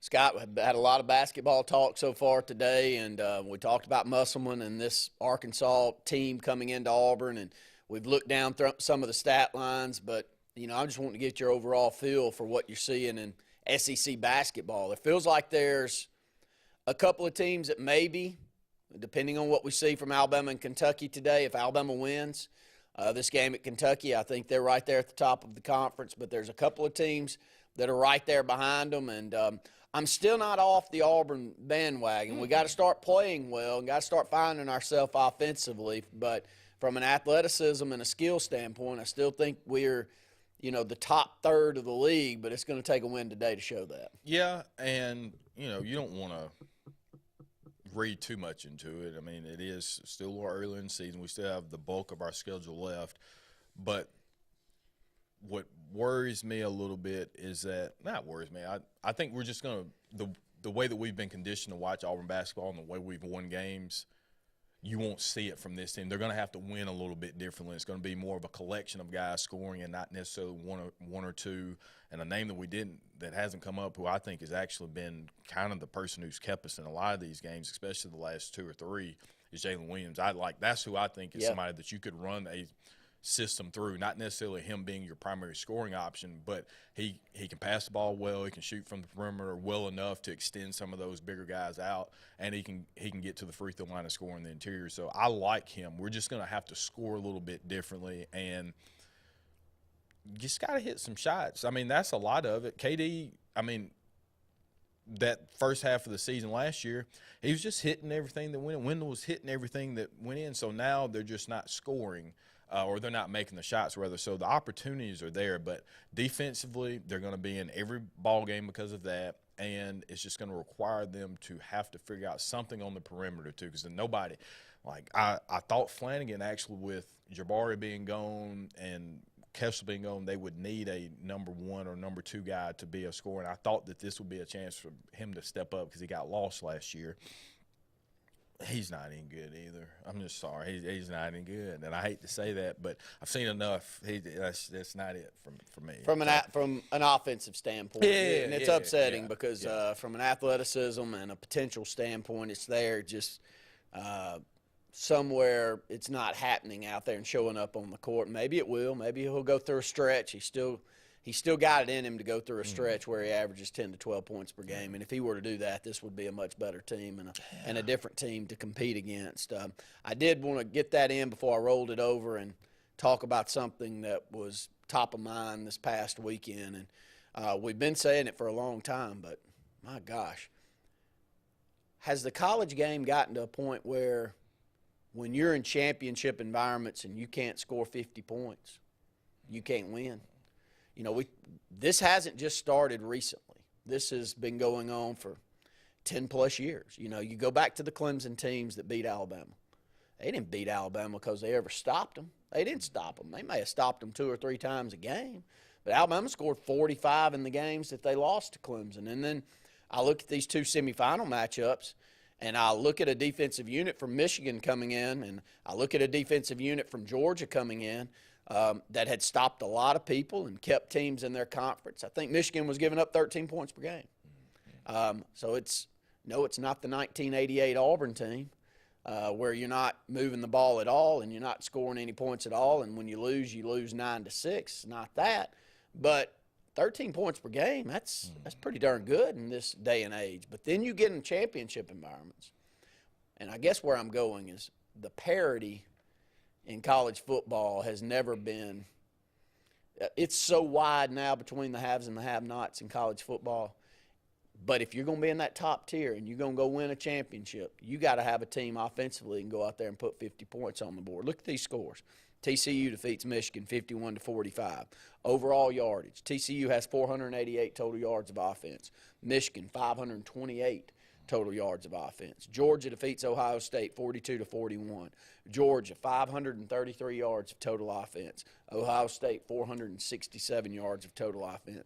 I'm not the sharpest tool in the shed, but every team scoring over 40 points in those 2 semifinals, and all of those teams averaging over 500 yards a game. If you can't do that, give it up. So you better have a highly skilled offensive mind with a great quarterback to play in today's game. And I know I didn't say much there, but it's more skewed that way than ever in my life. Yeah, I think, clearly quarterback's the most important position on the field, but now it's paramount that you can't just float somebody out there. I mean, you've got to have somebody who can really sling it around, or at the very least, minimally have a receiving core that can do things when they get the ball. So it's all about athleticism now. It's really turned into a more of a 7-on-7 style of game now, and that's what you're seeing. And so defensively, the goal really defensively now is to just play good red zone defense, which you do in between the 20s. You're going to get what you're going to get because nobody wants to play just press man all the time anymore. So you got to do enough to where you can give your guys a break, because you can't, for 85 plays, you can't do that on this level anymore. So red zone defense is very important. But to your point, it's scoring. And I didn't think we would ever get to a point to where we would see an Alabama team or a Georgia team to where, they couldn't throw guys out there to stop somebody. Yeah, that's it. Like, I didn't think we were going to be at that point. And now, like, regardless if they're winning or not, you can play with these guys because you can put up points. And so they can't stop you consistently enough to the point to where you're just getting blown out by people. Does everyone feel like that's the new age offenses, or more of a rule change that we've seen from previous generations? So Point being, I still see a lot of hand checking going on in the secondary. I still see a lot of fighting going on in the secondary, and most of the time it's not called. So those that think that it's all, from a rule standpoint, favoring the offense, I don't see that. Like, I see just schemes have changed so much. Quickness, overall athleticism, overall I'm going to have this way of getting this guy, Devontae Smith, the ball in different situations, in different ways, in different formations, that I don't care how much you go in and you watch film and you decide that you're going to scheme this up to stop, you can't stop. You get where I'm coming from? Yeah. Because a lot of the people go, well, if you know, and I saw Isaiah Thomas this week. And Isaiah, boy, I mean, is there not an odder guy that has do many people support Isaiah Thomas anymore in basketball? I know I'm going all over the map, but I'm going somewhere with this. Not really? Nah. People don't like him. Nah. Well, he came out and he said, you know, if offensive basketball is better than it's ever been, then the only reason that I can say that is because defensive basketball is worse than it's ever been. And I think he said something there, but most NBA fanatics will go, well, it's because they've changed the rules so much to favor the offense, knowing that people want to watch offense over defense. But then again, I go and I watch these semifinal games, and I go, man, they're hand-checking, they're fighting down the field, they're doing all these things, and maybe it was rougher back in the day, but I don't see that. I just see the offensive scheme has gotten so much further advanced than where we are defensively right now. Yeah, play callers have gotten so creative in ways to get their best players the ball. That's always been the philosophy or the conceptual what you've been trying to do offensively is to get your best players the ball, and how can I do that? And so now when you can line a guy – I mean, it's not the people haven't been doing it, but, I mean, you're lining the guys up in the slot. You may have them coming out of the backfield. They may line up at tight end and get out. I mean, there's all kind of ways now that people are scheming. And the college game typically sets the tone for the NFL because the NFL was a little it's there now. It took a little bit longer for them. But you watch these games, there's some that you'll have a 23-20 game. But a lot of times, like these, you're going to have to get in 30s to win an NFL game now. And that was not the case just 5 years ago. Like, you could score 24 and be fine. And so, to saying all that, I don't think it really has much to do with the rule changes. I think a lot of it is teams have realized that, hey, we're adapting to our running style. Maybe we don't have a strong running game, but I can do some pretty cool things out of the backfield to make up for that. Or I know if I got one-on-one with a guy coming out of the slide or whatever it may be. So teams have gotten more creative. Play callers have gotten more creative in ways that they get their guys the ball. And teams don't care about giving up 50 either. That's a lot of it too. It's no hard feelings or you're not a bad defensive coordinator or whatever if you give up 45. Because that means more than likely you probably had to score, 52 to get in there. So, I mean, everybody's scoring 40-plus points a game. So, at some point, you just have to realize that that's the way the game's going and not put so much emphasis on points per game, but how they are scoring and what you do in red zone defense. I think you said something. I think a lot of it does kind of revolve around the change of football, not only when the game's going on, but outside of the game. The 7-on-7s, the opportunities that are given to kids growing up. And, I'll go to the high school ranks before we go to this break. Best high school football player in the state's a sophomore is at Saraland. His name's Ryan Williams. He's unreal. We're calling his state championship game. And, there are some recruiting guys out there, and they're normally handlers. And I call a handler. I don't even know what his job is, but he's kind of some recruitnik. And he wants to tell you that you're hurting this kid because you're moving him around, allowing this athlete, who's an unreal athlete, do things other than what he's going to do at the college ranks. Are you watching football? Did you watch Saraland? I want to ask these people this because you know what football is now? Man, I'm gonna move my best guys all over the field, including 7-on-7, and I'm going to do anything I have to do to match them up with guys I think are weaker than them on the opposite side. And Saraland did it, spectacular in the championship game against Mountain Brook. What they did is they moved Williams to running back. He had 2,600 yards of total offense this year. I think he had 1,100 yards rushing, and he had like 1,500 yards receiving. Well, man, they'll start him out in the slot, and they'll move him back here at running back. They'll start him out here at slot. They'll move the quarterback out the slot. They'll move him to quarterback, and they'll just run, a darn single wing with him back there at quarterback running the football. And this cat's 6'1", 160 pounds. He's not like he's a sophomore that's out. He's 15 years old. He's not a sophomore out there.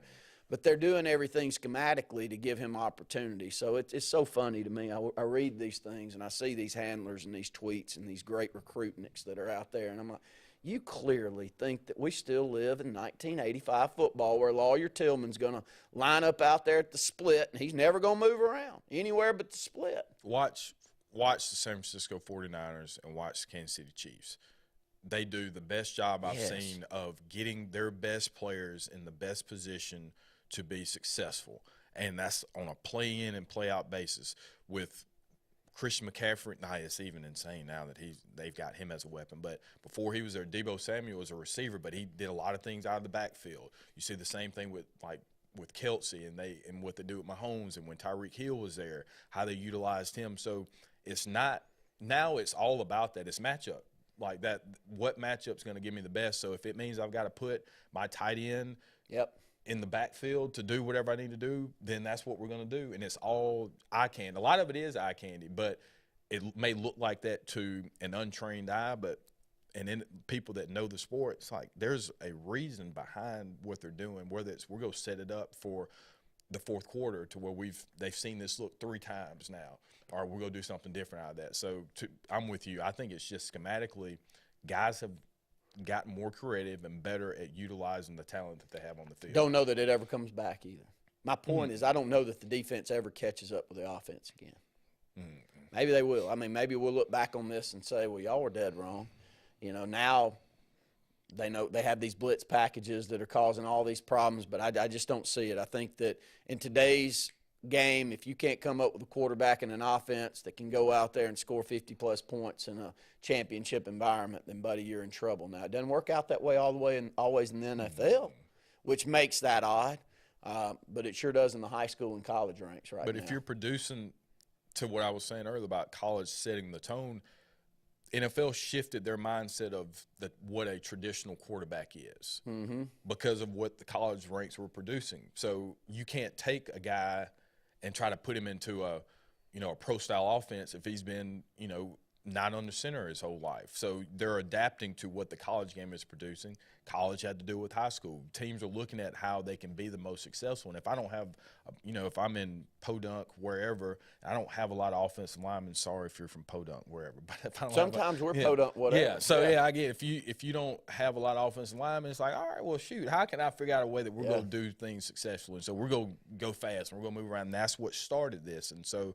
now – a Lamar Jackson, it's nothing to think of him being – like there are no questions about guys like that coming into the NFL as a quarterback. So to your point, yes, offense. It's actually what you're looking for. Yeah. When you're down in the youth ranks, it's an easier thing for me to look for as a youth football coach to look for an athlete that can open things up for everyone. It's kind of like a distributor in basketball. You're kind of looking for that guy more than just – this cookie-cutter position that you're going to stick in. So it's fun.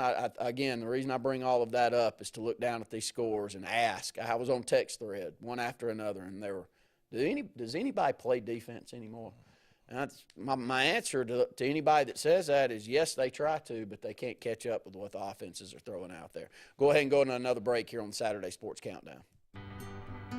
They say we live in an age of big data, where computers and fancy algorithms are supposed to know you best. But at Country Financial, we know helping you own your future requires, well, something much bigger. Contact your local Country Financial representative and start planning for your future with a personal touch.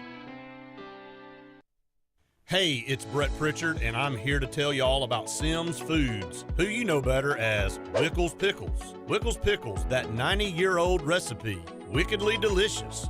Relish, okra, and pickles. From Saturday sandwiches, tailgate snacks, to holiday dinners with your family and friends. From their family to yours. Wickles Pickles, those wickedly delicious pickles. Wickles Pickles, wickedly delicious pickles. Okay, somebody's not wearing their seatbelt. I don't wear seat belts. Might wrinkle my shirt. That's okay. I'm sure they can iron it before the funeral.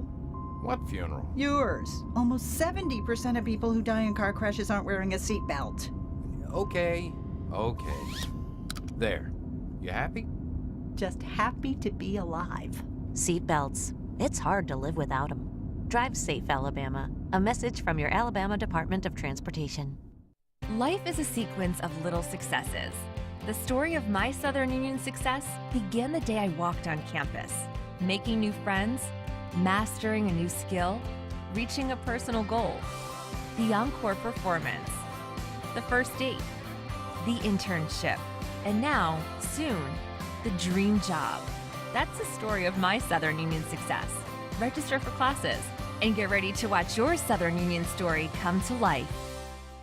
When you need an automotive hero, you got to call S&S Discount Tire Pros. With locations in Alexander City and Dayville, we are here to serve you today. From quick services like oil changes and tire rotations to in-depth automotive repairs such as suspensions, brakes, and tune-ups, S&S can take care of all your tire needs. You just have to focus on what's important and love the drive. Call S&S Discount Tire Pros today. We are automotive heroes, and we are here to serve you.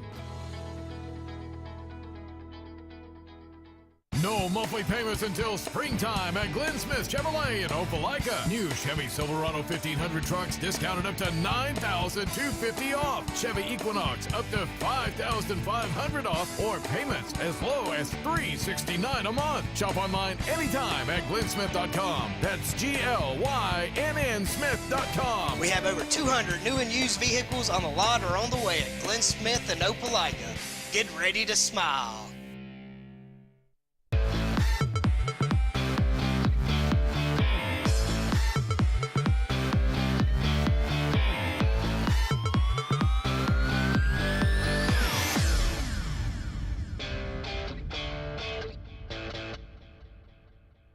Final segment here on the Saturday Sports Countdown, and we've bounced all over the map today, but did want to bring it back home to two topics that we probably talk about more, and that's college football, SEC football, recruiting when it comes to football, and here in this state, Scott, there's still several kids that are out there that you've got opportunities for. I know we have this early signing period, and things have changed drastically from when we started doing these recruiting, but it does feel on the up and up. You know, I think you're a little bit more involved than I am, but the overall feel with the Auburn program right now is a little bit more positive from a football standpoint than from what I felt, gosh, I don't know, maybe over the last 7 or 8 years. Is that fair to say? Yeah, I think that there's somebody in the seat who, one, is appreciative of getting the opportunity. Very similar to Bruce. The circumstances are different, but very similar in that he's appreciative of the opportunity and is going to do everything he can to validate the decision of John Cohen to hire him. So you've got that going. Secondly, you've got somebody who has proven to be successful on the SEC level and has done so on the recruiting side. So that should translate very well here. And, you know, ironically, the things that he got in trouble for are now things that nobody cares about anymore. So he should be very successful in terms of bringing in recruits and that type of thing. But I do know we have a caller. So. Let's go to the phone lines. Caller, you're on the Saturday Sports Countdown. Hey, Randy, this is Coach Grider. Hey, Coach. You doing okay, buddy? Doing good. I happened to catch what y'all were talking about this morning, and I just wanted to add a little bit to that, if it's all right. Yeah, absolutely. Please do. Yeah, you're kind of on to something with the high school game. Is what's really driving this offensive surge, I think, because with the advent of 7-on-7 in the summers, the passing game at the high school level has gotten so much better, and it's really hard to defend. And so these kids are just that much more adept at it when they get to college, and it's made it difficult for defenses to play now. Definitely has, Coach. You know, I remember playing a a team that you coached back in the day over at Opelika was Spence McCracken, and you were part of that staff. And I've joked with you, y'all beat us over here 13-10, and y'all threw the ball twice that night.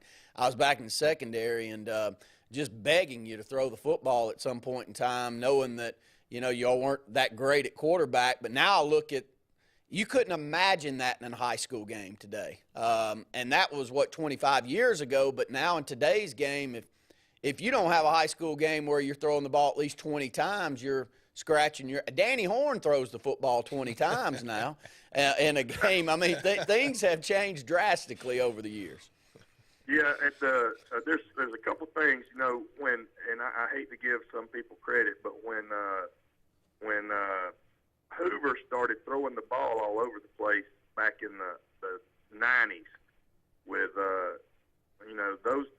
that really, they brought in the air raid offense to Alabama, and that really opened up offenses. Everybody started, because everybody copies what's successful. And so a lot of schools started throwing the ball more. And then even the people, like you say, like Danny Horn, who's in the shotgun now, who's, would never think would do that, they're seeing the success of that. And so they're taking not necessarily the air raid offense, but they're taking some of those principles and adding it to their offense. And then now you have the addition of the RPO game, which is just a fancy way to run an option, so that instead of pitching it backwards, you're throwing it forwards. And it's dang near impossible to play defense. If somebody's got a quarterback, and that's the key, if you've got a trigger man and one or two athletes on the outside, it's almost impossible. You're not going to shut them down. You got, when I was the defensive coordinator at Opelika, our goal was to hold people to 7 points a game. And we're going to win 10-7. But you just can't play like that anymore. Now, if you hold them to 21, you're doing a good job. You got to score in the 20s to win in high school now. Coach, got a couple more minutes. I wanted to ask you one more question. The best high school player I saw this year was out of Saraland. He's a sophomore. They moved him all over the field. You kind of do the same with Malcolm Simmons here at Benjamin Russell. That has definitely changed a lot from when all of us were growing up as well. I mean, you'll see a slot guy that becomes a quarterback, that becomes a running back, that then can go out to the split and be out wide. I mean, you're moving guys all over the field more than we ever have, and that's probably based around that 7-on-7 concept too. It is, absolutely. You take your best player and you find the best matchup for him. Alabama does it with Jahmyr Gibbs. New Orleans does it with Alvin Kamara.